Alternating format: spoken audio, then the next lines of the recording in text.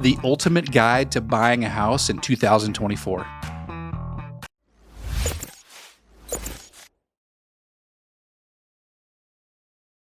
What's going on, everybody? Jeff Trevarthen, Jeff the Mortgage Pro here. Thanks so much for watching the channel. I really appreciate if this is the first video, thanks so much for coming and checking this out. So today we're talking about buying a house in 2024. It's definitely still a challenging market to buy a home.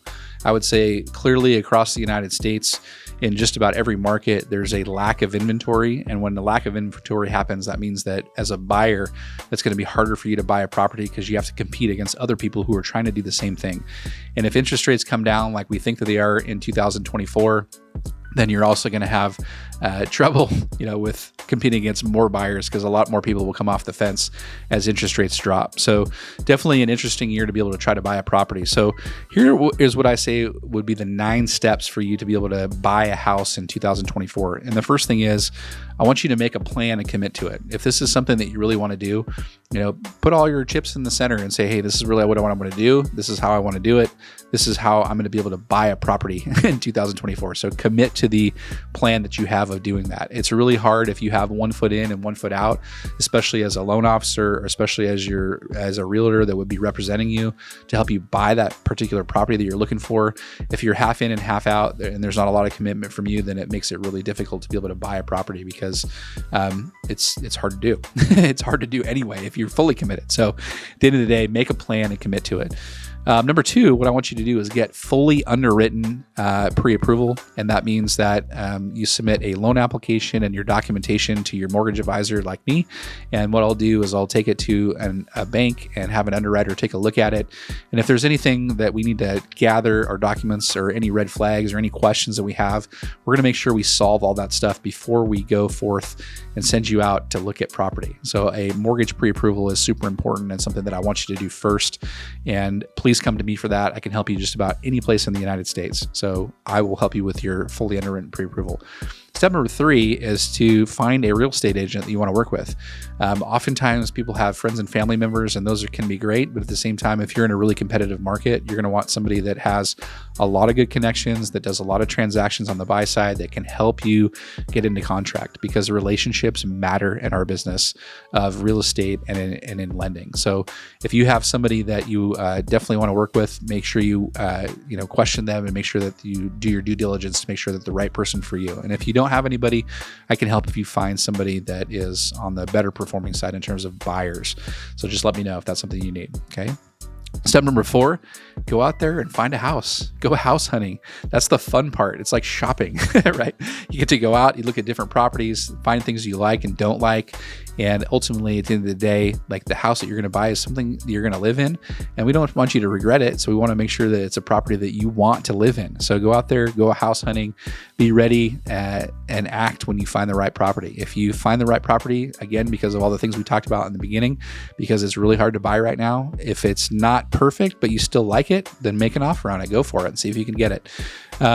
Step number 5 is to actually make that offer. And what you want to do, lean into your agent about how to best structure your offer. Do you need to pay a little bit below asking? Do you need to pay asking? Do you need to pay over asking? I would say that in a lot of markets right now, you're having to pay over ask price, over list price to be able to buy the property, just because there's so much competition out there. You may not be able to keep your contingencies. That means like if you have an appraisal contingency or an inspection contingency or a finance contingency, you may have to waive those. And what you're doing when you do this is you're putting your chips towards the center of the table.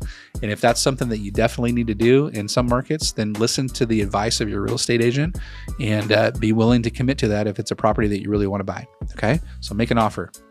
Number 6, even though there might be inspections done on the property, I would always advise you to have your own inspection done and make sure that you read those inspections and use this to determine if there's anything urgent that needs to be done on the property. So if, let's say, a property has foundation issues that are not visible from the outside, but inside they have cracks in the foundation and things of that nature, that that could be a real deal killer, and you would want to know about that.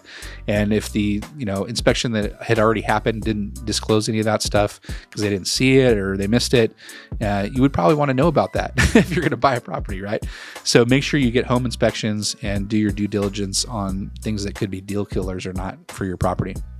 You're going to need to get an appraisal. So whenever you get a mortgage loan, you're going to have an appraisal on the property, unless you have what's called a property inspection waiver, which happens because the value is accurate in the system that we put it into. And if that's okay, if you get a property inspection waiver, that's awesome. You don't need an appraisal, but the purpose of an appraisal is to determine for the bank how much the property is worth. And usually I would say it comes in at the same as the purchase price of the property, because if you're willing to pay that for the purchase price of the property, that means that's probably how much it's worth.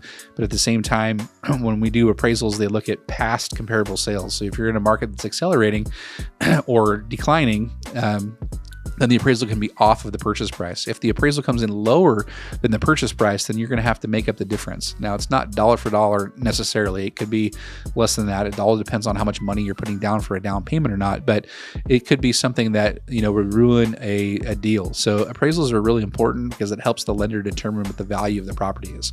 So make sure you always get one of those.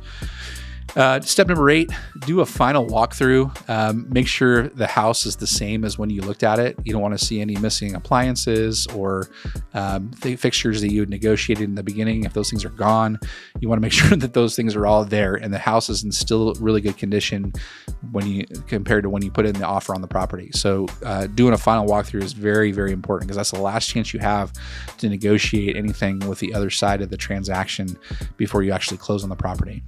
And then lastly, what we're going to do is we're going to close on your new home. We're going to get the loan documents out to the title company or the attorney, and they're going to help you sign those. And then once you sign those, usually the same day or the next day or the day after, you get your loan is funded. And then typically the same day or the day after, depending on what state you're in, the property records. And then once it's recorded, that's when you get your keys. That's the fun part. Okay. It's all done. You have your new house. And then now you are a homeowner going forward. So hopefully those 9 different steps helped you out in determining your ultimate guide here for buying a house this year in 2024. Lean on the professionals that are in your business or in your relationship to be able to help you buy your first property, hopefully, or even your second or move up or third property.